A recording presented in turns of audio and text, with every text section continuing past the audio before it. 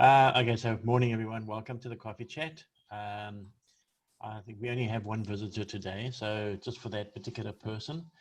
This is a forum where small businesses can share their stories and for others to learn and gain just a little bit of inspiration from what we share on this call.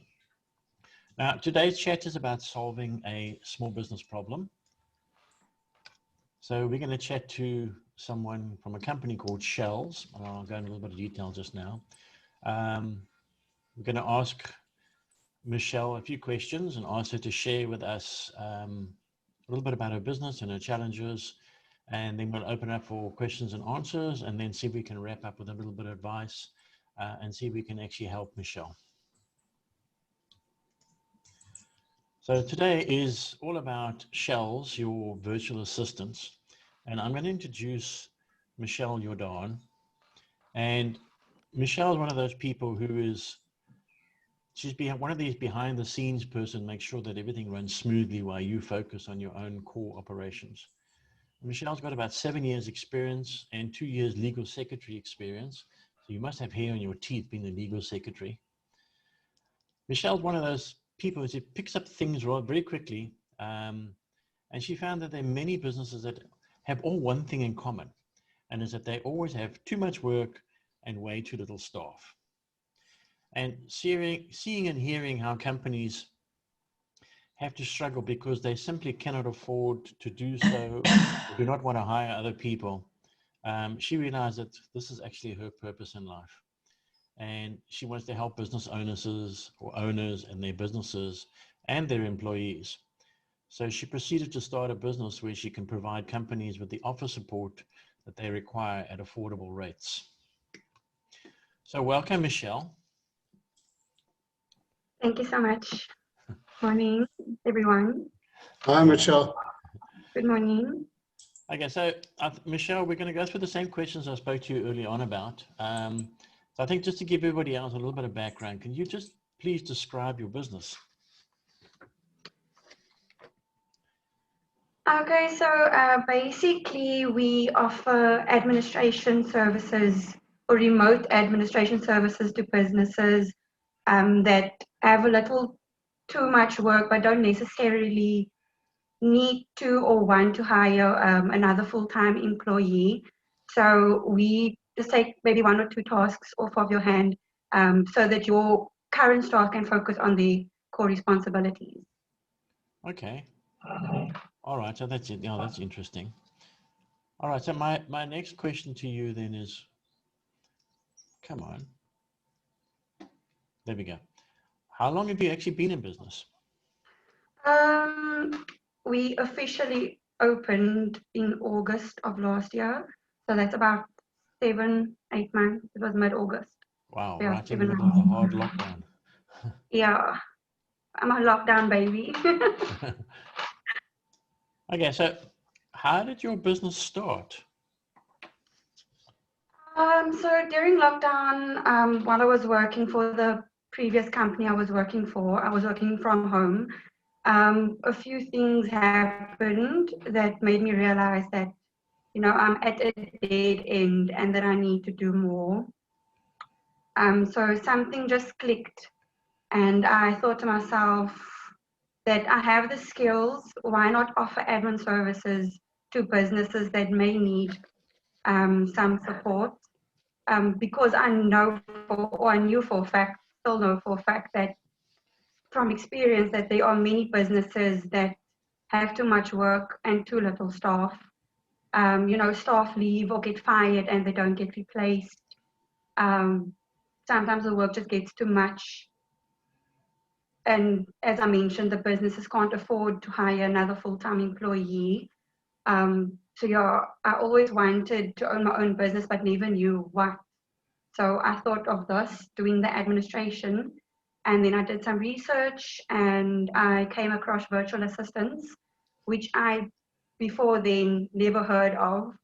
So yeah, it looked like something that I can do, that I wanted to do, and I started my business. Yeah, I am. Okay, wonderful. All right, so let's get into a little bit of more depth about you and your business. So Come on, there we go. So why are you in this business? What motivates you, and why this business? Well, I think I found a gap in the market. I'm not sure if there are any other businesses that offers the support that I do. Um, so I'm in this to really help businesses and their staff while also being able to provide for my family and also hopefully to be able to create jobs in the near future. Okay. Well, let me throw you a little bit of a side or left field question there. It's an easy motherhood statement to say that you want to help other people and businesses. And one of the things that we find is that before you can be a philanthropist, you actually need to start making money. You need to be a little selfish and look after yourself first and get your own business off the ground. So I'll ask again, and maybe just think about what makes you get out of bed in the morning to be in this business? Why would somebody want to buy from you? I hate that question. Obviously, this is my business. I started it myself. I thought of it myself. I'm not going to lay every day hoping that I'm going to, become successful. I do get up every morning because I want my business to succeed. I want, to be able to provide for my family, and I want to build towards my goals. Sure. Okay. All right. No, that's interesting. So, my machine is very slow this morning. So, how do you do your marketing? I mean, you started this business, and how you want to reach out to people, and so how do you do your actual marketing? Well, I'm on Facebook a lot most of the time. I post on Facebook. I try to interact on groups as much as I can. Um, Post from my business page. If I see like job opportunities on Facebook, then I email the companies to offer them my services. Um, what else do I do? I hand out my business cards. Okay. And yeah, I'm talking about my business all the time. So I'm also, making people aware of my business, hoping that word of mouth will spread, and it will click with somebody that, hey, Shelz told me she offers this service. Maybe it will be a benefit to this company. All right. Fair So enough. yeah, that's what I'm doing. Okay, we're going to come back to that just now. Come on, machine. So what's been your biggest challenge so far then? Biggest challenge is getting clients. That is the biggest challenge for me. Getting clients. Okay. Yes. Okay. So, Getting clients, that, sorry? no, all right. Tell me, so you've given us a bit of a background in terms of your background, how you started your business, um, how you do marketing. We're not going to discuss how you deliver services in this particular call, but now I'm going to ask you can you highlight to us what are your actual business either challenge or challenges? If you could maybe list them for us. I don't actually have a lot of challenges. The only challenge is getting clients that, that are more long term, that I can do work for on a monthly basis instead of just once off tasks such as, hey, draw up a CV for me, or, I want to do your monthly invoicing. I want to make sure your uh, spreadsheet or whatever the case may be is updated. I want more long-term business, so that is the only way I'm going to be able to build my business. You understand? I can't. The once-off tasks I get are fine, but they don't pay the bills. And I'm also, like I said, I'm working for 2 companies for free. I need to stop doing that as well. No, fair enough. Okay. Um, so what have you tried so far to try and grow your business? Marketing, asking, marketing is the like the only thing I could think of. Asking for reviews from previous clients. Um, I have um, recommend recommendation letters, sorry, referral letters. Um, like I said, I've approached numerous businesses with um, via email offering my services. Um, and also I have offered to um, pay people for referrals. Like if you give me a successful referral, I will pay you 30%, 20%, whatever the case may be. That is what I've tried out. Okay. All right. Then my last question to you before we start firing other questions at you from the panel. If you had to describe for us, who is your ideal client?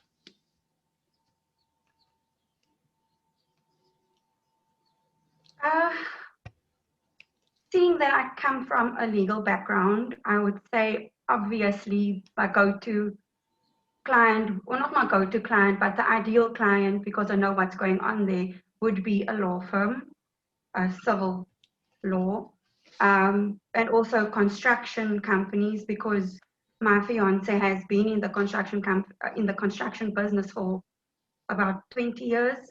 So obviously I have his knowledge and skills on my side as well. But I want to help any business that needs support. Understand? Administration isn't just limited to a certain field. Every business needs admin done. Every business needs invoicing done. So any business that needs a helping hand is my ideal client. All right. Okay. Then my absolute last question is something we ask everybody. So what have you done to survive this COVID pandemic so far?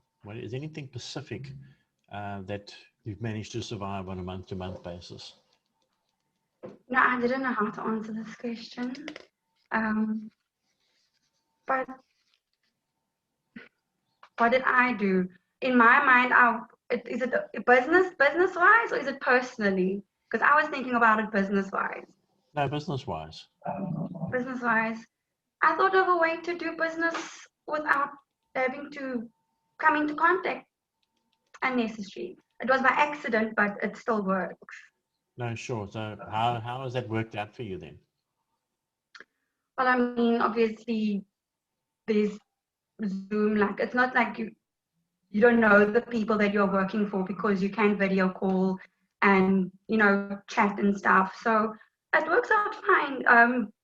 Both of my clients that I'm working for now, actually the one client I used to work for, she used to be my previous boss, way back. And then the nonprofit company I'm working for as well, I've never met them, only via Zoom. So it works well. Okay.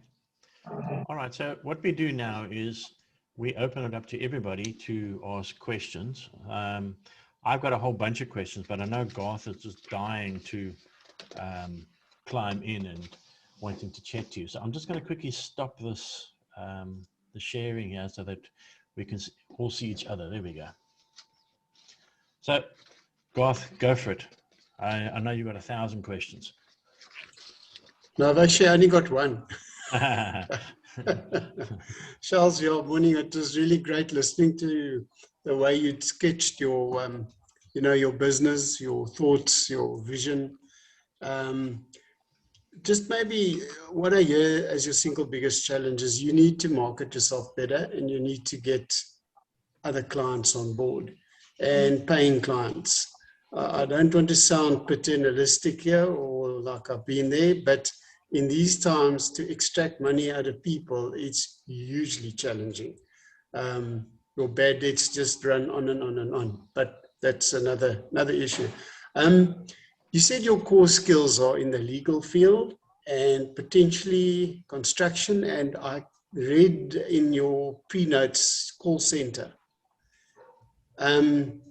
and maybe, you know, the other panelists can sort of vouch here, but, you know, we once got core skills, you tend to focus on those areas. If we just talk legal, if you're working for your current legal firm, maybe it's good to look at, you know, what's out there. A few years ago, I did some work for a company called Excalibur. I don't know if you know, heard of them, but they're fully online. You're smiling, you do know them. They have full online admin support. Interestingly, the guy started the company, his wife's name was Pamela, and Pamela had reddish hair and was very instructive.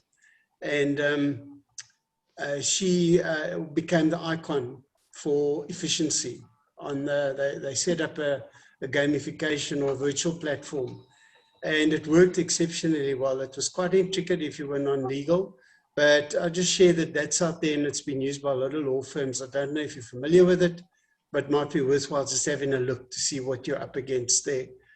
But not every law firm can afford that. So there are a lot of firms out there that potentially would be looking for your support.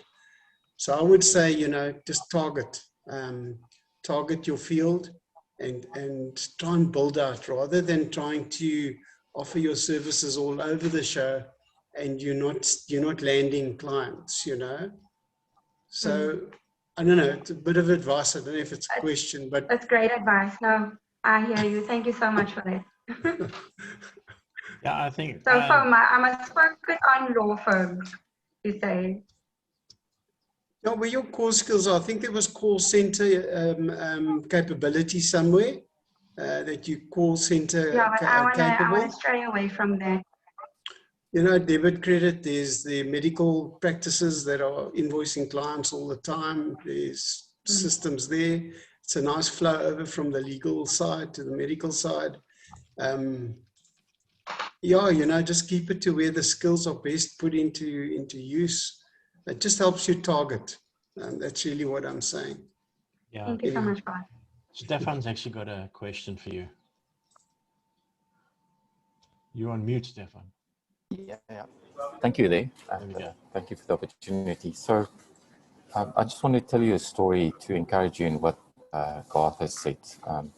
So I did a lot of work with a New Zealand CA that did massively complex warehouses and worked for RMB Bank, but eventually was forced out with corporate politics, etc.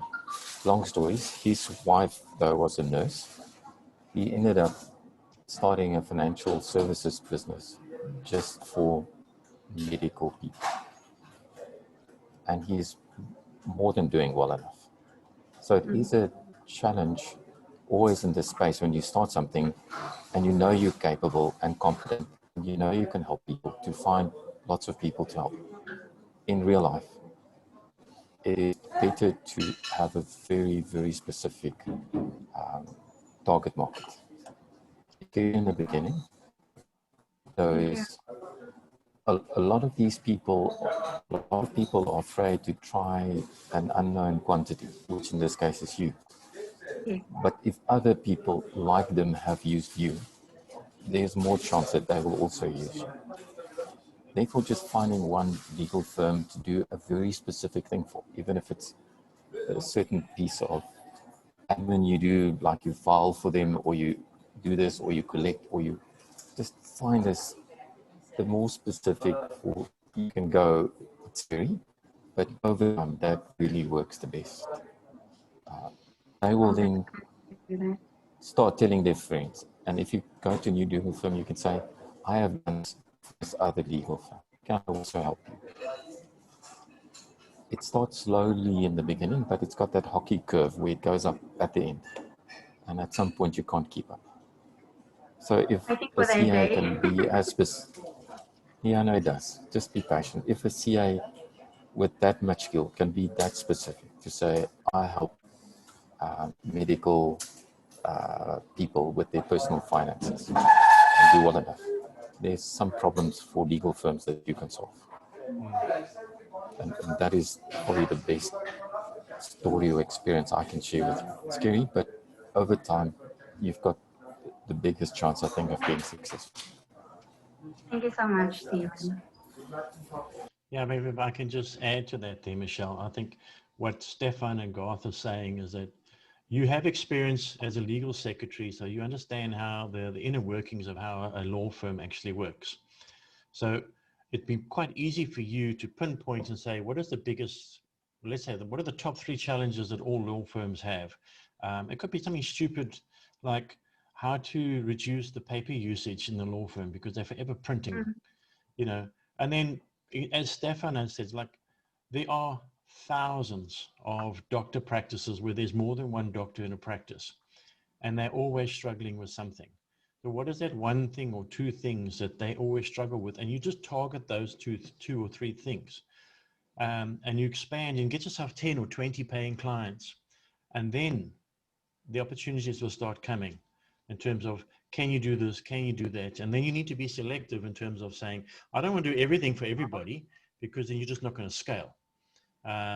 Stay core, you know, stay true to your core competencies, and say, well, I'll do your email management, I will do your paper usage, I'll do your courier services or invoicing, and then that's all you do for those type of practices. And there are many other types that you could do for. So, you know, electricians, not the one-man band, but, you know, where do you stay out in Bloberg area, or where do you stay? In Goodwood. Okay, so out there, Goodwood, there must be 2 or 3 electrical or plumbing businesses that are quite large, and they've been around for a long time. You know, those are the type of businesses that you should, where we think that you should be targeting. Established, maybe family-owned type businesses, radiologists, doctors, law firms, where they're just looking for those a are the little bit of people help. I've contacted. Yeah, but if I Those look are at the type of businesses I've contacted already. But no, sure, but I think what Stefan and Garth are saying is that be very, very specific. So if I look at your website and I look at the services that are available, there's lots and lots and lots. And maybe just, you know, narrow down to 2 or 3, and then you'll know in a particular industry like doctors or radiologists or a law firm, there'd be 1 or 2 things that you know inside their business that they really need help with. And you go and talk to them about that thing, not here's a brochure with all my services. So I see you've got 2. I'm target a specific problem that they may have. Yeah, and that's the way you get in the door. Okay. Okay, so we've sense. got Carolyn raising her hand. Carolyn, you want to say something? Yes, please. I would like to, how do you pronounce your name? Shelz? Shelz. Shelz, I would like to know, how do you go about building relationships online with potential clients? Well, I actually haven't had the opportunity to like have a conversation online. The only thing I'm doing is I'm trying to be, you know, present. I want them to see me. I try to give advice wherever I can. I contact them if they ask or if they say they have vacancies, but I never actually really get any response from a company. Okay. Yeah, building relationship with potential clients is not boils down to, in a way, online, not to just keep on advertising and reaching out, use my service, but to give back and to give inputs and to give information. For example, are you on LinkedIn? I'm on LinkedIn, but not very active there. I'm still getting used to. Very active. You must be very active on LinkedIn. It's an absolute perfect opportunity for your business to become active on LinkedIn. So on LinkedIn, for example, you should to build relationships, okay, you should make a post, let's say every Tuesday and every Thursday. Every Tuesday and every Thursday. Not so for, definitely not for buying my services and using my services, but for, now I must make a quick think here. For example, post something like, it looks like a little article. There's even an option to make an article for, let's say, 10 quick tips or 10 tips how to, oh, sorry. Now I must think of something. Maybe someone can help me. 10 tips how to get your office organized on a Monday morning. Oh, sorry, it's a bad example, maybe. But You I see what I'm understand saying? what you're saying, yeah. Give something, give. So the moment people start seeing you on LinkedIn, for example, you can do the same post on Facebook. It's not come to me. This is, I'm building a relationship with you. Here is what I can give you. What can I give you? What can I give you? All the time. And then people start seeing, oh, okay, but she knows what she's talking about. She knows how to get me started on a Monday morning with these 5 or 10 tips. And you can go Google it. There are so many. So what you do is you Google it and you give it in bite sizes to them so that they don't have to go and Google it. So you put it on their table and on their desk and they can see how you working. How are you listed on LinkedIn? I just want to go have a look. With my name. My name is Michelle Jordaan. Okay, let me go have a look because there's also something about LinkedIn. Look, LinkedIn is the Facebook for businesses. Eh? So there's a certain way where you have to list your name on top in the algorithm world, if I can call it that. And then there's also a part called about. I just want to go have a look at that and give you a couple of pointers there where you have to, that should also not advertise yourself, but state problems and so on. Richard, you are going to, Richard, you are going to share her details with us so I can get in contact with her. Okay, cool. Thank you I'll so go much. and have a look now. You're welcome, my dear. Okay, Kathy, you had your hand up there for a moment. Yes. Hi, Shelz. Nice to meet you. I just first say, wow, it's a really brave thing you've done, and your enthusiasm is just amazing. It's not easy to go out and start the stuff. Really good. I have a marketing background. I have lots of backgrounds, but one of them is marketing. And I agree with the things that Richard and Garth have been saying about being specific, but I don't think that needs to be narrow. But what you normally would do in a marketing environment is you would look at all of the market. So everybody who uses personal assistant services is your market, but there will be different little pockets. We call it segmentation. So you segment, okay, there's one-man band businesses. So what I do, Richard does, and Garth does probably as well is, you know, we're single consultants working from home, and you kind of describe that target, and then you try to identify what you think their problems would be. Another one would be the legal team that you know well. And I think segmenting your market would be very helpful to target your communication more accurately. So you don't need to limit your target to only lawyers or only plumbers or whatever, but you can target different messages to different types of customers. And I mean, you know, I'd be very happy to talk that through with you, because segmentation and identifying what the insights are for each of those segments is really, really interesting and fun to do. And I think you might find that the formal corporate business world is not your richest market. Your richest market might be somewhere else that you haven't thought of and you haven't targeted. And it links to whatever you say on LinkedIn too, because in a LinkedIn post, if you just say, this is what I do, I agree with Carolyn around giving some information. But if you start with, this is what we do, what I do, no one's going to read it. If you start with, are you struggling to get your invoices out on time every month because your business is taking off? I'm the person to help you. So that insight is, what is the problem they have that you're going to solve? And then it will. Yeah, I have a post very similar to that one. Good.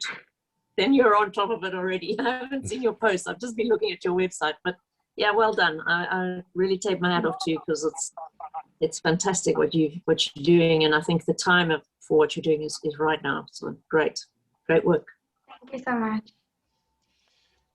Yeah, I think to summarize what Garth and Stefan and Caroline and Kathy have said is that where Garth and I have said to you, start narrow, targeting, say, a legal firm or something else, just to get your foot in the door. And then what Kathy is saying is, you know, you're offering a service that could be something like email management, but that could work in a construction firm. It can work in a lawyer's firm. It can work in a doctor's firm. It can work in a big corporate. It can work everything, but it's how you pose that message to your particular client. And then the secondary thing where Carolyn was actually alluding to is that if you want to target, let's say you've segmented and you split up and say, I want to target construction firms and law firms, and where do these people sit? So some of them will be sitting on LinkedIn, some of them will be spending their time on Facebook, some of them just sit on Google Ads.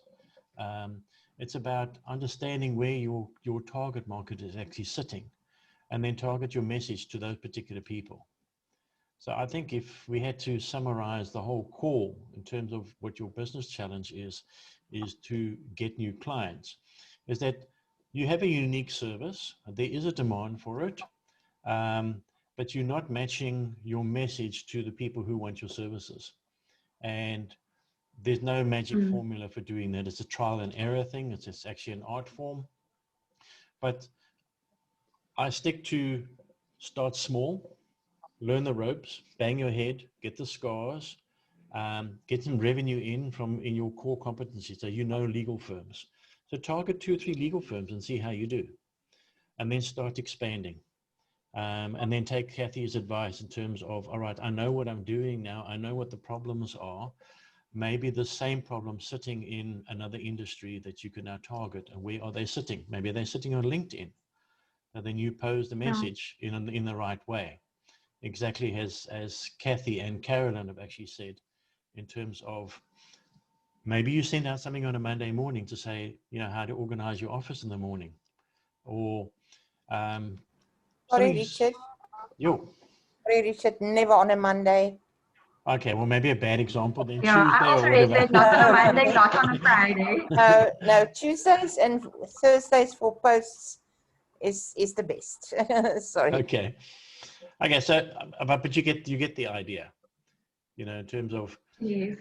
you know, maybe not Tuesday or Thursday, as Karen has just mentioned and corrected me, in that maybe you say there, like, you know, I know how to solve this particular problem, which could be email management or your invoicing or chasing up debtors or whatever you find that your target market is looking for. But you solve a problem with your service. You don't just say, I do this. So I think that sort of summarizes everything that I can solve it. Yeah. So I think that's what's summarizing everything that we've basically said here. Has anybody else got any comments?